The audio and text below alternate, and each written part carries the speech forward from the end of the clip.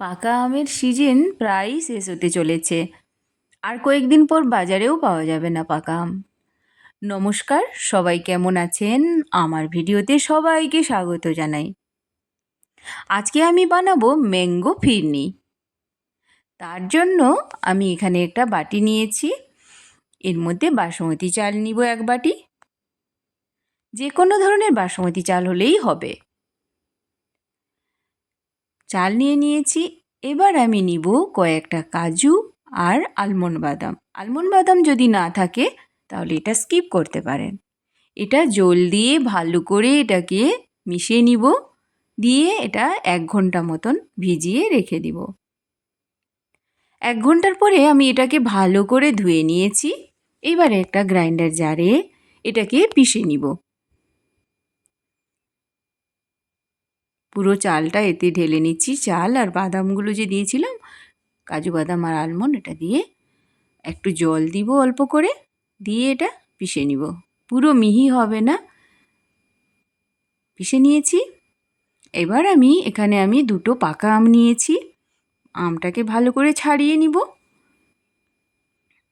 যেহেতু পাকা আমটা থাকে রসালো, তাই এটা পেস্ট বানাতে গেলে জল লাগবে না। ছাড়িয়ে এটা টুকরো টুকরো করে কেটে নিব ছোট ছোট করে, দিয়ে এটার পেস্ট বানাবো। পাকা আম যে কোনো রেসিপিতে, যে কোনো খাবারে দিলেই এর একটা সুগন্ধ অন্যরকম থাকে। কাটা হয়ে গেছে। এবারে এটাকে আমি পেস্ট বানিয়ে নিব। পেস্ট বানিয়ে নিয়েছি। এবারে আমি গ্যাসে কড়াই বসিয়ে দিয়েছিলাম। এবারে এখানে 500 গ্রাম মতন দুধ নিচ্ছি। দুধটা একটু ঘন করে নিব ফুটিয়ে।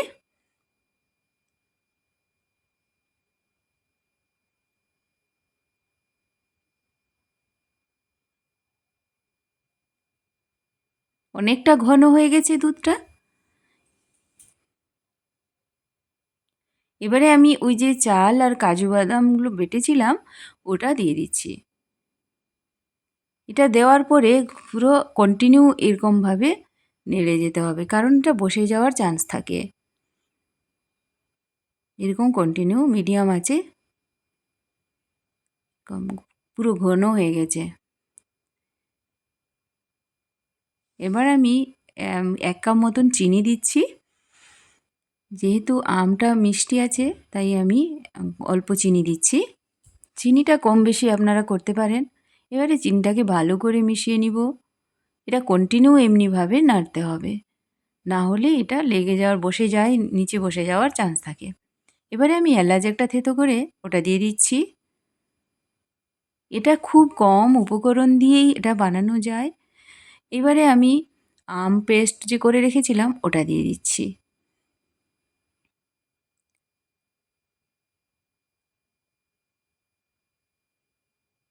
ভালো করে মিশিয়ে নিব। যখন আমটা দিব তখন অল্প আঁচে দিতে হবে। দিলে তাড়াতাড়ি মানে লেগে যাওয়ার চান্স থাকে না, নিচে বসে যেতে পারে। এবারে কন্টিনিউ এইভাবে নাড়তে থাকতে হবে। দেখুন কি সুন্দর কালার এসেছে, খুব ভালো লাগে, অসাধারণ। রেডি হয়ে গেল। এত কম সময়ে এটা বানানো যায় বলা যায় না। বাচ্চারা এমনিতেই কাজু বাদাম টাদাম খেতে, ড্রাই ফ্রুটস খেতে ভালোবাসে না। এটা সত্যি আপনারা ট্রাই করে দেখবেন, খুব ভালো লাগবে। আমি কয়েকটা আমের টুকরো দিলাম আর ড্রাই ফ্রুটস ছড়িয়ে দিলাম, দিয়ে সাজিয়ে নিয়েছি। দেখুন কি সুন্দর লাগছে। আপনারা এটা ট্রাই করে দেখবেন, কমেন্টে অবশ্যই জানাবেন কেমন লাগলো। ধন্যবাদ।